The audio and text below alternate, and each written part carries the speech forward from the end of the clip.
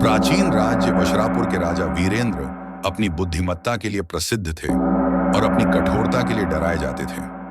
कोई भी उनकी अवहेलना करने की हिम्मत नहीं करता था, जब तक कि एक बरसाती रात उनके निजी कक्ष में एक रहस्यमयी पत्र नहीं पहुंचा।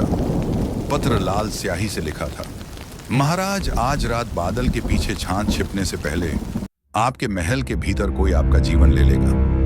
वह चेहरा आपके लिए जाना पहचाना होगा, किसी पर भरोसा मत कीजिए। राजा का दिल जोर से धड़कने लगा।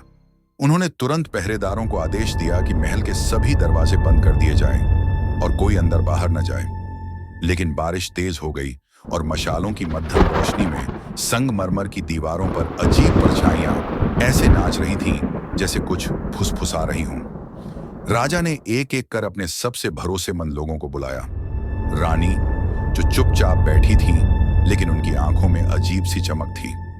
राजपुरोहित, जो लगातार मंत्र बड़बड़ाते रहे लेकिन राजा की आंखों में देखने से बचते रहे। सेनापति, जो युवावस्था से वफादार थे, लेकिन उनकी तलवार पर उस रात ताजा खून के निशान थे।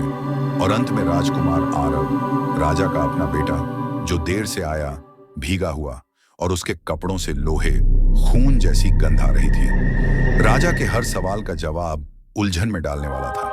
सच और झूठ की परतें आपस में गूंथ चुकी थीं। कोई एक खतरनाक खेल खेल रहा था। जैसे जैसे रात गहराती गई, महल की मशालें एक एक करके बुझने लगीं। गलियारों में घना अंधेरा फैल गया। राजा को धीमे धीमे भारी कदमों की आहट सुनाई देने लगी, सीधे राज सिंहासन की ओर बढ़ते हुए। अचानक एक आवाज उनके कान के पास फुसफुसाई, समय आ गया है पिता। राजा ने मुड़कर देखा और उसी पल एक तलवार की धार चांदनी में चमकी। सुबह जब पहरेदार सिंहासन कक्ष में पहुंचे तो वह खाली था।